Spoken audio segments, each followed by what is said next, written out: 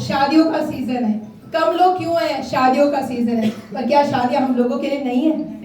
इसका मतलब किसने चुना है हमें यहाँ आने के लिए? ऊपर वाले ने। एक बार अपने लिए जोरदार तालियां बजा देते हैं। सबसे पहले थैंक्स बोलूंगी पिंकी मैम का, थैंक्स बोलूंगी कंपनी मैनेजमेंट का, जिन्हें आज के आगाज प्रोग्राम की शुरुआत की सिर्फ एक चीज को लेकर, one team one dream one Modi care.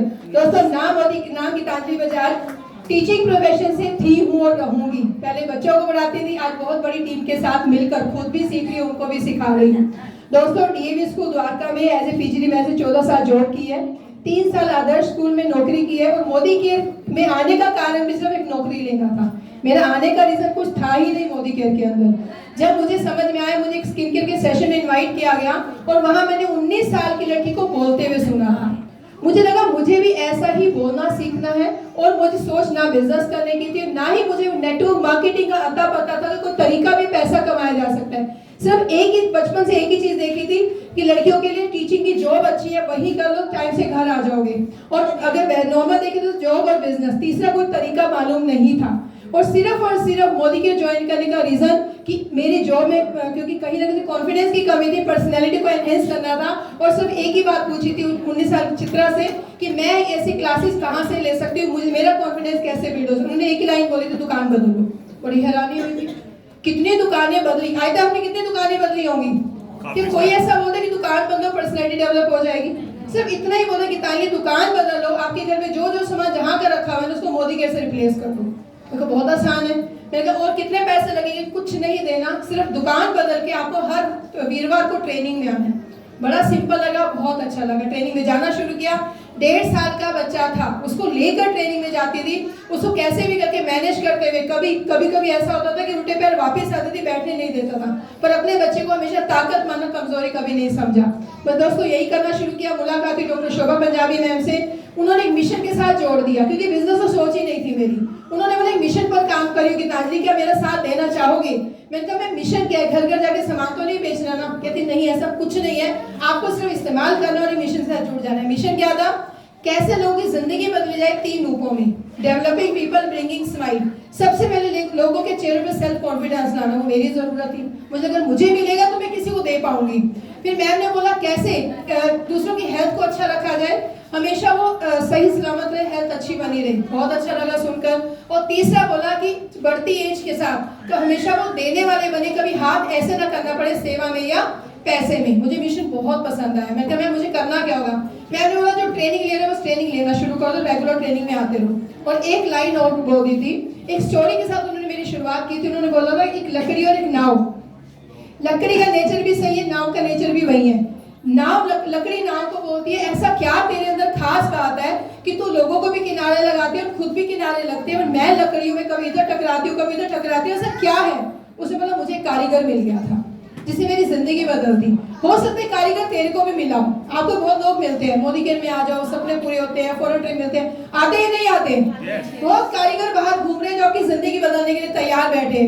पर मेरी किस्मत है या मेरी सोच हो कि मैं तो साथ दूं या नहीं दूं।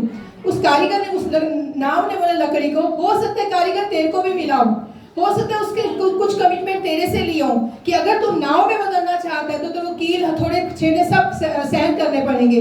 अगर कील हथौड़े सहन करने को तैयार हो तो बिल्कुल तुम्हारी नाव, तुम नाव में बदल जाओगे। हो सकता है तुमने मना कर दिया हो, पर मैंने मना नहीं किया और आज मेरी मार्केट वैल्यू बदल चुकी है। तो मैम ने एक लाइन बोली, कील हथौड़े खाने को तैयार हो गीतांजलि? मैंने कहा यस मैम। मैम ने बोला क्या करना होगा?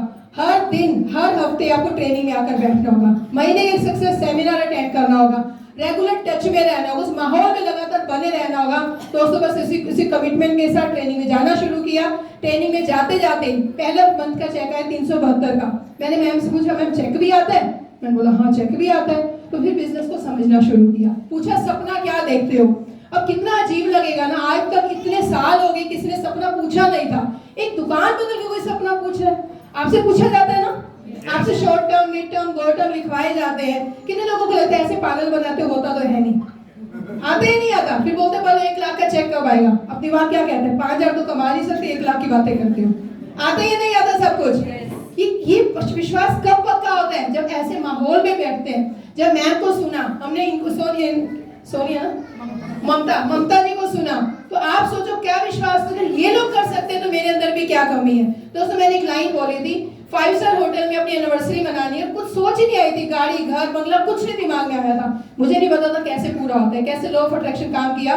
दोस्तों 10th एनिवर्सरी सिर्फ सोची थी, सिंगापुर का ट्रिप क्वालिफाई हुआ, हस्बैंड सोचते भी नहीं थे, जैसे मैम ने बोला हस्बैंड इतना अपोज करते थे मोदी केयर को लेकर कि क्या जरूरत है तेरे को करने की, हस्बैंड को लेकर गई सिंगापुर, वहां पर क्रूज के अंदर हमारी एनिवर्सरी सेलिब्रेट हुई थी और 14 अप्रैल का दिन था जब वहां पर गाला डिनर में हमारी एनिवर्सरी मनाई गई थी और ये मोदी केयर के काम करके मोदी केयर के ट्रिप में वो पहला ट्रिप था जो मुझे विश्वास है मेरे हस्बैंड को अभी भी नहीं आया था।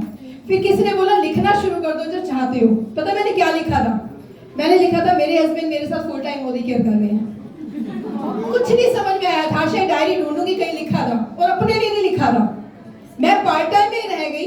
एक ऐसा समय आया हस्बैंड ने नौकरी छोड़ी और मोदी केयर फुल टाइम मेरे साथ करना शुरू कर दिया और मैं पार्ट टाइम में करती रह गई। स्कूल के साथ 10 जुलाई को मैंने अपना रेजिग्नेशन दिया स्कूल में और फ्रीडम डे मनाते हैं, मैं और मेरे हस्बैंड और मिलकर से इसी मिशन पे काम कर रहे हैं कि 21 लखपति क्रिएट करने टीम के अंदर और कम से कम अगर मैं बोलूं 250 लोग ऐसे होंगे जो मिनिमम 10,000 का चेक कमा रहे होंगे और उनको विश्वास दिलाना है मोदी केयर वो ताकत है जहां आप हर सपना पूरा कर सकते हो। दोस्तों 2 करोड़ का flat Modi care house fund से लेने की ताकत मोदी केयर ने दी है, यहाँ से घर लिया, गाड़ी ली, बहुत सारे 13 फॉरेन ट्रिप ले चुकी हूँ, बहुत सारी इंडियन ट्रिप ले चुकी हूँ और टीम में बहुत सारी सफलता आई है।